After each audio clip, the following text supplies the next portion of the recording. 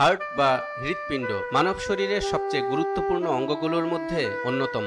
যে অঙ্গটি সচল থাকলে মানুষ থাকে জীবিত, আর অচল হয়ে গেলে হয়ে যায় মৃত। চিকিৎসা বিজ্ঞানের দেয়া তথ্য অনুযায়ী আমরাও এতদিন জেনে এসেছি হৃৎপিণ্ড হলো বুকের খাঁচায় সযত্নে রক্ষিত ছোট্ট পেশিবহুল একটি অঙ্গ, যেটা পাম্পের মতো কাজ করে পুরো শরীরে রক্ত সঞ্চালন করছে অবিরত। কিন্তু কখনো ভেবে দেখেছেন কি হার্টের রক্ত পরিসঞ্চালন করা ছাড়া আর কোনো কাজ আছে কি? হ্যাঁ দর্শক, হৃৎপিণ্ডের আরেকটি গুরুত্বপূর্ণ কাজ হচ্ছে চিন্তা ভাবনা করা এবং সিদ্ধান্ত নেওয়া। কি অবাক হচ্ছেন? ভাবছেন চিন্তা ভাবনা করা আর সিদ্ধান্ত নেওয়ার জায়গা তো মস্তিষ্কে, হার্টে নয়। কিন্তু এমন তথ্যই 1400 বছর আগে মহান আল্লাহ তাআলা কোরআনে দিয়ে রেখেছেন, যা আধুনিক বিজ্ঞান প্রমাণ করতে পেরেছে মাত্র কদিন আগে।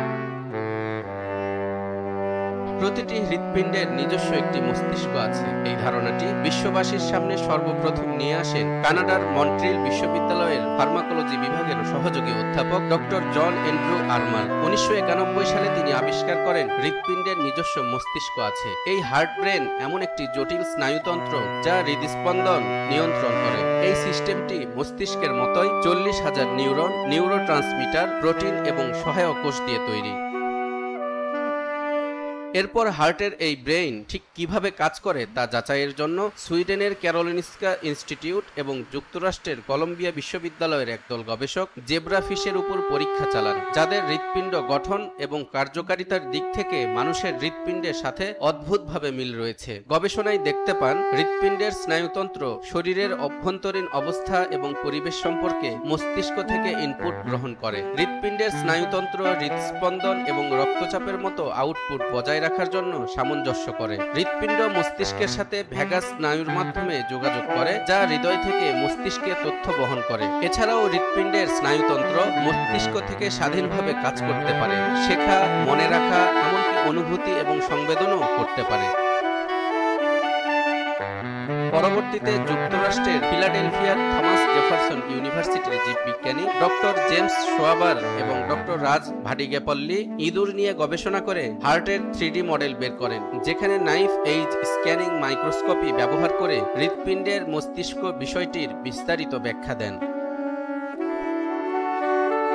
ইসলামকে হৃৎপিণ্ডকে কাল্ব বলা হয়েছে। কাল্ব মানে অন্তর বা হৃদয়, যা মানুষকে নিয়ন্ত্রণ করে। কারণ এতক্ষণের বৈজ্ঞানিক আলোচনা থেকে আমরা জেনেছি হার্টের যে নিজস্ব মস্তিষ্ক রয়েছে সেখান থেকেই মানুষ চূড়ান্ত সিদ্ধান্ত নিয়ে থাকে। কাজেই কাল্ব যদি ভালো হয় তাহলে তা মানুষকে ভালো পথে পরিচালিত করে, আর যদি মন্দ হয় তাহলে তাকে খারাপের দিকে টেনে নিয়ে যায়। হাদিসে এসেছে, নোমান ইবনে বশির রাদিয়াল্লাহু তাআলা আনহু বলেন, আমি রাসূলুল্লাহ সাল্লাল্লাহু আলাইহি ওয়াসাল্লামকে বলতে শুনেছি, জেনে রাখো দেহের মধ্যে এক টুকরো গোশত আছে, যখন তা সুস্থ থাকে তখন সমস্ত শরীরই সুস্থ থাকে, আর যখন তা নষ্ট হয়ে যায় তখন সমস্ত শরীরই নষ্ট হয়ে যায়। স্মরণ রেখো, তা হলো কলব।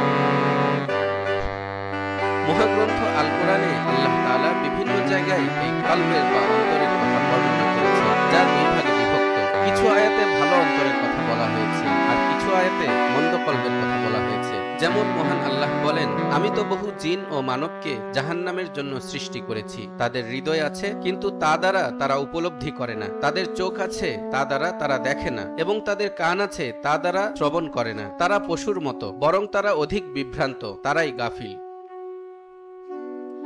অপর আয়াতে বলা হয়েছে, যে হৃদয় ভালো মন্দ নিরূপণ করতে পারে না, সবকিছু স্পষ্ট হলেও সে থাকে অন্ধের মতো। আল্লাহ বলেন, প্রকৃতপক্ষে চোখ অন্ধ হয় না, বরং অন্ধ হয় সেই হৃদয় যা বক্ষদেশে বিরাজ করে।